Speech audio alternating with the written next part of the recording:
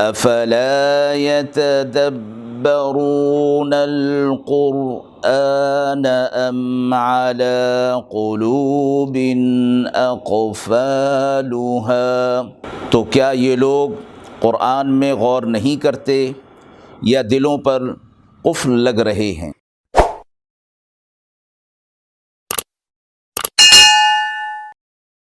بسم اللہ الرحمن الرحیم۔ ناظرین اکرام، درس قرآن کا یہ سلسلہ آج سورۃ البقرہ آیت نمبر 111 سے شروع ہو رہا ہے۔ رب اشرح لی صدری ویسر لی امری واحلل عقدۃ من لسانی یفقہوا قولی۔ اعوذ باللہ من الشیطان الرجیم، بسم اللہ الرحمن الرحیم۔ وقالوا لن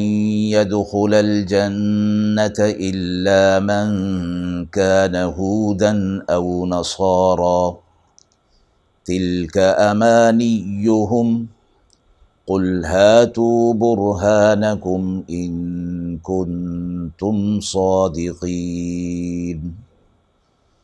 بلى من أسلم وجهه لله وهو محسن فله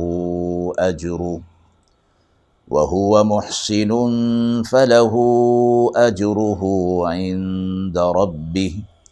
ولا خوف عليهم ولا هم يحزنون۔ اور کہتے ہیں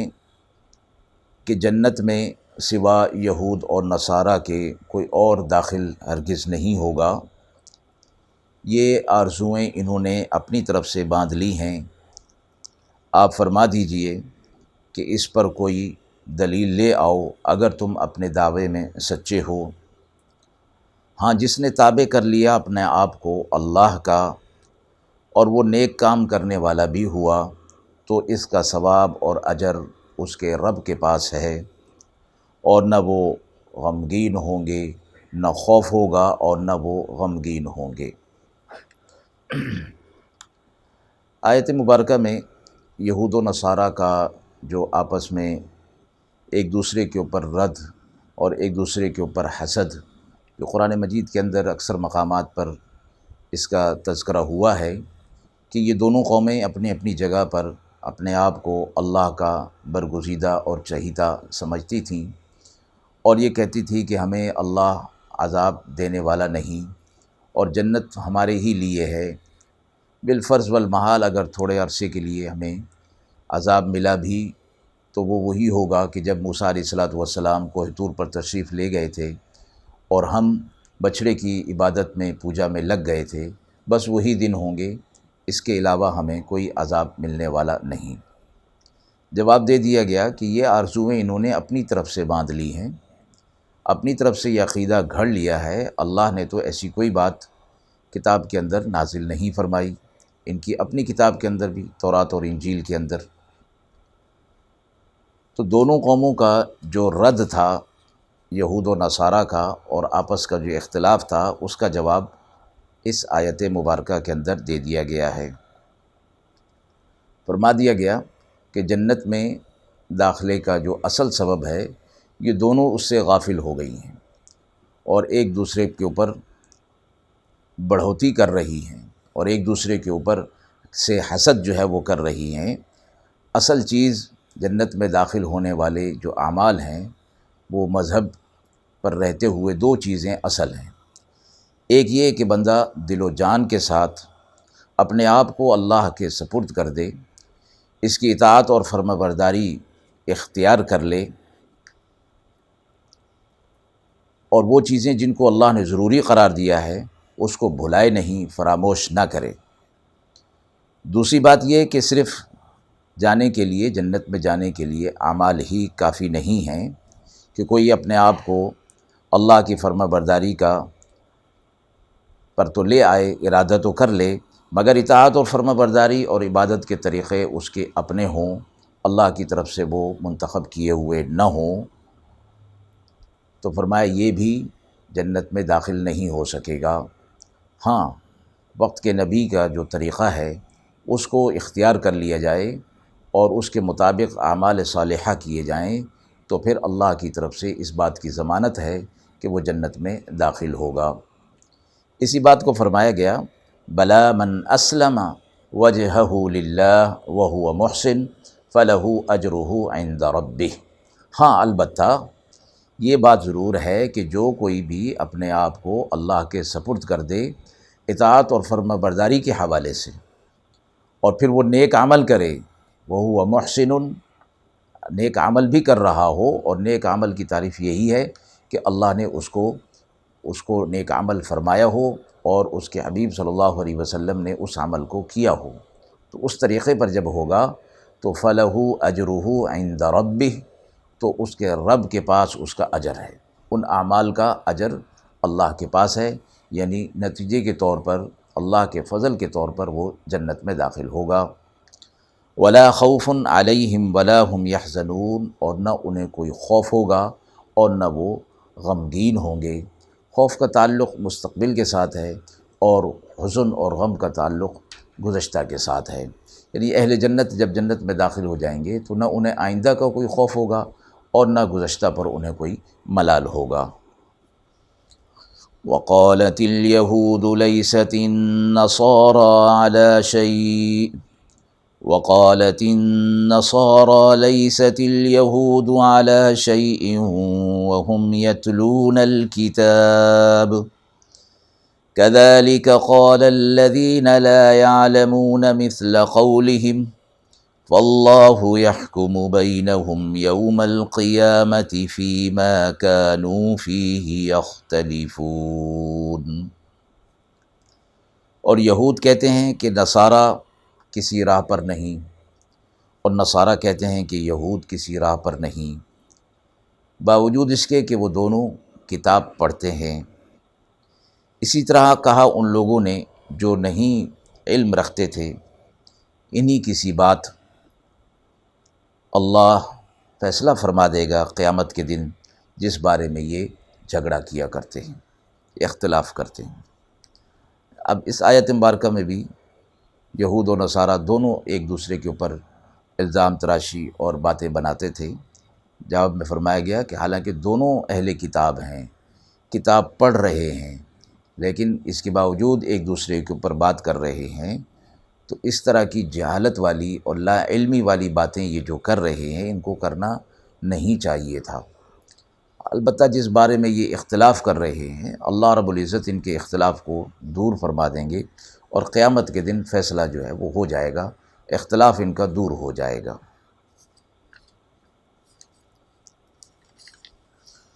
وَمَنْ أَظْلَمُ مِمَّنْ مَنَعَ مَسَاجِدَ اللَّهِ أَنْ يُذْكَرَ فِيهَا اسْمُهُ وَسَعَى فِي خَرَابِهَا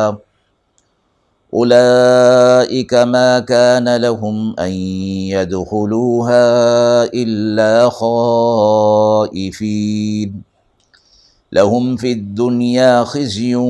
وَلَهُمْ فِي الْآخِرَةِ عَذَابٌ عَظِيمٌ وَلِلَّهِ الْمَشْرِقُ وَالْمَغْرِبُ فَأَيْنَمَا تُوَلُّوا فَثَمَّ وَجْهُ اللَّهِ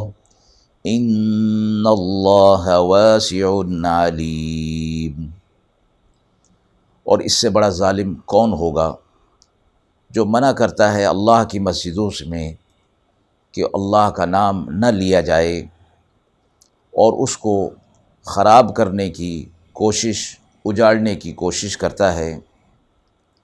ایسوں کو لائق نہیں کہ داخل ہوں ان میں مگر ڈرتے ہوئے، ان کے لیے دنیا میں ذلت ہے اور آخرت میں بڑا عذاب ہے۔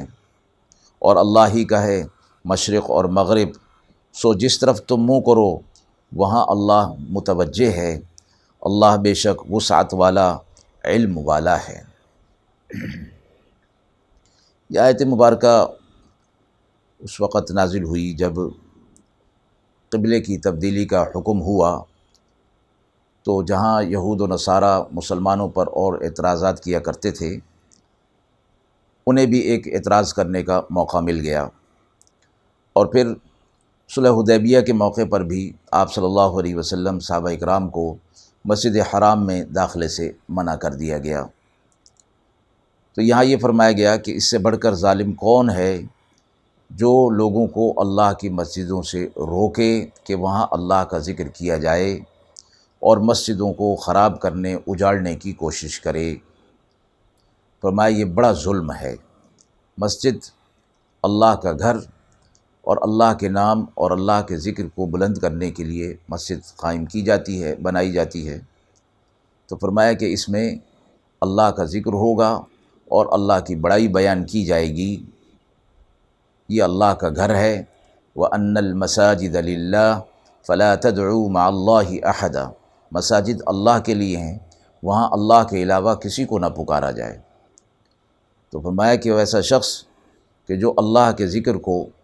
مسجد میں نہیں ہونے دیتا اور اس کو اجاڑنے کی، بگاڑنے کی کوشش کرتا ہے، اس سے بڑا ظالم نہیں ہو سکتا۔ آیت مبارکہ سے مساجد کے احکامات بھی اس سے ظاہر ہوتے ہیں، اور فقہا نے اس پر کافی تفصیل سے بات فرمائی ہے کہ ہر وہ چیز کہ جو اللہ کے ذکر کو روکنے میں رکاوٹ بنے، تو فرمایا وہ اس حکم کے اندر داخل ہے۔ مسجد اللہ کا گھر ہے، کسی کو روکا نہیں جا سکتا، البتہ آس پاس شور شغل کر کے اور ایسا ماحول پیدا کر کے جس میں مسجد کے اندر ذکر نہ کیا جا سکے، نماز تلاوت نہ کی جا سکے یا مشکل پیش آ جائے، وہ بھی اس وعید کے اندر داخل ہے۔ اسی طرح فرمایا کہ مسجد اللہ کا گھر ہے اور وہ کسی کی ملکیت نہیں ہوتی، اپنی ملکیت سے اس کو نکالا جاتا ہے۔ ہاں، اگر کوئی شخص اپنے گھر کے اندر کوئی جگہ خاص کر لیتا ہے جائے نماز کے طور پر، تو وہ مسجد کے حکم میں نہیں، تو اس لیے وہ اس کی ملکیت کے اندر رہے گی۔ جب مسجد ہوگی تو اس کو اپنی ملکیت سے نکالنا ہوگا۔ تو میں ایسے لوگ جو یہ کام کر رہے ہیں ان کے لیے دنیا میں بھی ذلت والا عذاب ہے اور آخرت میں بھی عذاب عظیم جو ہے ان کو دیا جائے گا۔ تبدیلی قبلہ کے حوالے سے یہ فرمایا گیا کہ مشرق اور مغرب، شمال و جنوب، ہر سمت اللہ کی ہے، اللہ ہر طرف موجود ہے۔ اللہ نور السماوات والارض، زمین و آسمان کا نور اللہ ہے۔ تو ان کو اعتراض کرنے کا کوئی موقع نہیں،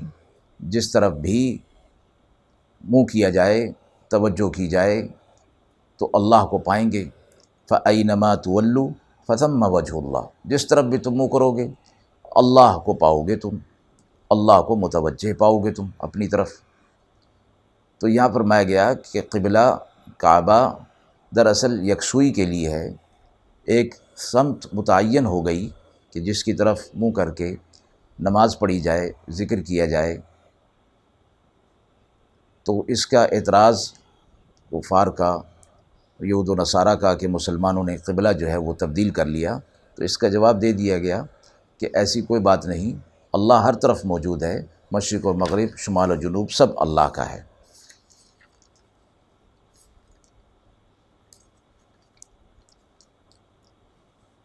مسجد کے حوالے سے یہ فرمایا گیا کہ مساجد اللہ رب العزت نے عبادت کے لیے ان کو مقرر فرمایا گیا ہے، جیسے بیت المقدس ہے اور مسجد نبوی، مسجد حرام ہیں، ان کی تو بڑی فضیلت ہے، اور فرمایا کہ ان کی طرف سفر کر کے نماز ادا کرنا، چونکہ ان میں ثواب بہت زیادہ ہے۔ مسجد حرام میں 1,00,000 نماز کا ثواب، مسجد نبوی میں 50,000 کا ثواب۔ تو ان مسجدوں کی طرف اس غرض سے ان کی زیارت کے لیے جانا تو باعث ثواب ہے، اور دوسری مساجد کے کہ اللہ کے رسول صلی اللہ علیہ وسلم نے نماز پڑھنے کو افضل جان کر دور سے سفر کرنا کسی اور مسجد کے لیے اس سے منع فرمایا ہے،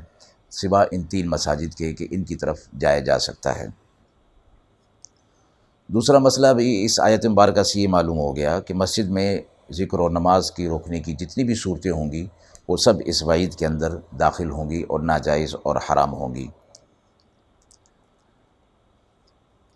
اسی طرح نماز کے اوقات میں مسجد کے اندر کوئی جب لوگ نوافل، تسبیح، تلاوت وغیرہ کر رہے ہوں تو بلند آواز سے تلاوت یا ذکر بالجہر کرنا اس کو بھی منع فرمایا گیا ہے، چونکہ یہ چیزیں بھی نماز، تسبیح، تلاوت کے اندر خلل ڈالنے والی ہوتی ہیں۔ وَقَالُوا اتَّخَذَ اللَّهُ وَلَدًا سُبْحَانَهُ بل له ما في السماوات والأرض كل له قانتون بديع السماوات والأرض وإذا قضى أمرا فإنما يقول له كن فيكون۔ اور کہتے ہیں کہ اللہ نے ایک بیٹا بنا لیا، نعوذ باللہ۔ جواب میں فرمایا گیا اللہ ان باتوں سے پاک ہے، بلکہ زمین و آسمان میں جو کچھ ہے وہ سب اسی کا ہے اور سب اسی کے تابع دار اور فرمانبردار ہیں۔ نئی چیز پیدا کرنے والا آسمان اور زمین کا اللہ ہے۔ جب وہ کسی چیز کا حکم کرتا ہے ہو جا تو بس وہ ہو جاتی ہے، جب ارادہ کرتا ہے کسی چیز کا تو وہ کہتا ہے کہ ہو جا تو بس وہ ہو جاتی ہے۔ یہاں بھی ایک شرک کا رد جو ہے فرمایا گیا کہ اللہ نے اپنے لیے بیٹا بنا لیا۔ یہ عیسائیت کا جو عقیدہ ہے کہ اللہ کا بیٹا بھی ہے، بیوی بھی ہے اور اللہ خود ہے، یہ تثلیث کا جو ان کا ایک عقیدہ ہے اس کا رد یہاں جواب میں فرمایا گیا کہ اللہ ان تمام چیزوں سے پاک ہے۔ سب کچھ اللہ کا بنایا ہوا، سب کچھ اللہ کی ملکیت میں ہے، لیکن اس قسم کی چیزیں کہ جو انسان کے ساتھ نسبت اور تعلق رکھتی ہیں، اللہ ان چیزوں سے پاک ہے۔ لم یلد ولم یولد ولم یکن لہ کفوا احد، نہ اس سے کوئی پیدا ہوا، نہ وہ کسی سے پیدا ہوا، نہ اس کی کوئی ہمسری کرنے والا ہے۔ اور یہ فرمایا گیا کہ جب وہ کسی چیز کا ارادہ کرتا ہے تو پھر سب چیزیں، اسباب سب جمع ہوتے چلے جاتے ہیں، اور اس کی قدرت اور اس کی طاقت اتنی بڑی ہے کہ اس کو کسی چیز کی ضرورت نہیں پڑتی، نہ انتظار کی ضرورت پڑتی ہے اور نہ اسباب کی ضرورت پڑتی ہے، سب اسباب خود بخود بنتے چلے جاتے ہیں۔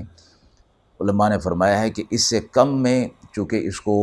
ظاہر نہیں کیا جا سکتا تھا، اس لیے الفاظ میں یہی فرمایا گیا کہ وہ کہتا ہے کہ ہو جا تو بس وہ ہو جاتا ہے، ورنہ اللہ رب العزت کا ارادہ اس سے کہیں پہلے ظہور پذیر ہو جاتا ہے۔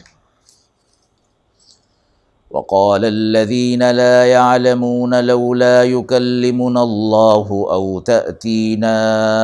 آية كذلك قال الذين من قبلهم مثل قولهم تشابهت قلوبهم قد بينا الآيات لقوم يوقنون۔ اور کہتے ہیں کہ وہ لوگ جو کچھ نہیں جانتے، کیوں بات نہیں کرتا اللہ ہم سے، یہ کیوں نہیں آتی ہمارے پاس کوئی آیت؟ اسی طرح کہہ چکے ہیں وہ لوگ بھی جو ان سے پہلے تھے، انہی کی سی بات، ایک سے ہیں دل ان کے، بے شک ہم نے بیان کر دی نشانیاں ان لوگوں کے واسطے جو یقین لاتے ہیں۔ اب یہ یہود و نصارہ بھی یہ کہتے تھے کہ اللہ ہم سے براہ راست بات کیوں نہیں کرتا اور اللہ ہمارے پاس کوئی نشانی کیوں نہیں بھیجتا۔ یہ وہی بات ہے جو بنی اسرائیل موسیٰ علیہ الصلوۃ والسلام سے کہا کرتے تھے کہ جب تک اللہ ہمیں خود آ کر نہ کہہ دے کہ موسیٰ علیہ السلام میرے نبی ہیں، اس وقت تک ہم نہیں مانیں گے، اور جب تک ہم اللہ کو علانیہ طور پر نہ دیکھ لیں اس وقت تک نہیں مانیں گے۔ تو آیت میں فرمایا گیا کہ اس سے پہلے بھی لوگ اسی طرح کی باتیں جو ہے وہ کر چکے، اور حالانکہ نشانیاں اللہ نے بہت ساری نازل کی ہیں ان لوگوں کے لیے جو یقین رکھتے ہیں، جو اس طرف توجہ کرتے ہیں اور یقین رکھتے ہیں، ان کو اللہ کی نشانیاں نظر آتی ہیں۔ لیکن جو یقین نہیں رکھتے، توجہ نہیں کرتے، وہ فرمایا کہ اندھے اور بہرے ہو گئے ہیں، نہ انہیں نظر آ رہا ہے، نہ وہ سن رہے ہیں، نہ وہ دیکھ رہے ہیں، تو وہ نشانیوں سے فائدہ حاصل نہیں کر رہے۔ اِنَّا أَرْسَلْنَاكَ بِالْحَقِّ بَشِيرًا وَنَذِيرًا وَلَا تُسْأَلُ عَنْ أَصْحَابِ الْجَحِيمِ۔ بے شک اے نبی صلی اللہ علیہ وسلم، ہم نے آپ کو سچا دین، برحق دین بنا کر دے کر بھیجا ہے، اور آپ کو بشیر اور نذیر بنایا ہے، بشارت دینے والا اور ڈرانے والا، اور تجھ سے پوچھ نہیں ہوگی دوزخ میں رہنے والوں کی، یعنی جو انکار کر رہے ہیں اللہ رب العزت آپ صلی اللہ علیہ وسلم سے اس کے بارے میں بابت دریافت نہیں فرمائیں گے۔ یعنی پچھلی آیت میں جو آیات کے حوالے سے فرمایا گیا تھا تو فرما دیا کہ جو دین ہم نے دیا ہے اس میں بڑی نشانیاں ہیں اور حق کی نشانیاں، آپ صلی اللہ علیہ وسلم کی حیثیت یہاں پر بشیر اور نذیر فرمائی، بشارت دینے والا، اللہ کی نعمتوں کی بشارت دینے والے، اور نذیر جو عذابات ہیں ان سے ڈرانے والے۔ وَلَن تَرْضَىٰ عَنكَ الْيَهُودُ وَلَا النَّصَارَىٰ حَتَّىٰ تَتَّبِعَ مِلَّتَهُمْ قُلْ إِنَّ هُدَى اللَّهِ هُوَ الْهُدَىٰ وَلَئِنِ اتَّبَعْتَ أَهْوَاءَهُم بَعْدَ الَّذِي جَاءَكَ مِنَ الْعِلْمِ مَا لَكَ مِنَ اللَّهِ مِن وَلِيٍّ وَلَا نَصِيرٍ۔ اور ہرگز راضی نہ ہوں گے آپ سے یہود و نصارہ جب تک آپ ان کی دین کی اتباع نہ کر لیں۔ تو آپ فرما دیجئے کہ اللہ کی بتائی ہوئی راہ ہی صحیح راہ ہے، اور بالفرض اگر آپ ان کی تابعداری کرنے لگیں ان کی خواہشوں کے بعد اس علم کی جو آپ کو پہنچا ہے، تو آپ کی کوئی حمایت کرنے والا اور مدد کرنے والا نہیں ہوگا۔ آپ صلی اللہ علیہ وسلم سے فرمایا گیا یہود و نصارہ آپ سے راضی نہیں ہوں گے، ہاں ایک صورت ہے کہ وہ آپ سے راضی ہو جائیں کہ آپ ان کے دین کی اتباع کریں جو کہ ناممکنات میں سے ہے۔ آپ ان سے فرما دیجئے کہ جو اللہ نے راہ دکھائی ہے، جو ہدایت اللہ کی طرف سے ملی ہے، دراصل وہی ہدایت ہے، وہی راہ ہدایت ہے، وہی راہ حق ہے، اور بالفرض والمحال فرمایا کہ اگر آپ ان کی تابعداری کریں گے تو آپ اللہ کی حمایت اور مدد و نصرت سے محروم ہو جائیں گے۔ الذین آتیناہم الکتاب یتلونہ حق تلاوتہ اولئک یؤمنون بہ ومن یکفر بہ فاولئک هم الخاسرون۔ وہ لوگ جن کو دی ہم نے کتاب وہ اس کو پڑھتے ہیں، اور جو اس کے پڑھنے کا حق ہے وہی اس پر یقین لاتے ہیں، اور جو منکر ہوگا وہی خسارہ پانے والوں میں ہوگا۔ اب ان کے متعلق فرمایا گیا کہ کتاب تورات اور انجیل جن کو ملی ہے، جب اس کی یہ تلاوت کریں اور حق کو سامنے رکھتے ہوئے تلاوت کریں گے تو وہ لوگ ایمان لانے والے ہو جائیں گے، انہیں اپنی کتابوں کے اندر نشانیاں مل جائیں گی، لیکن اس کے باوجود، نشانی ملنے کے باوجود اتباع حق نہیں کریں گے تو فرمایا پھر بڑے خسارے میں آ جائیں گے۔ حق بات جب سامنے آ گئی اس کو پھر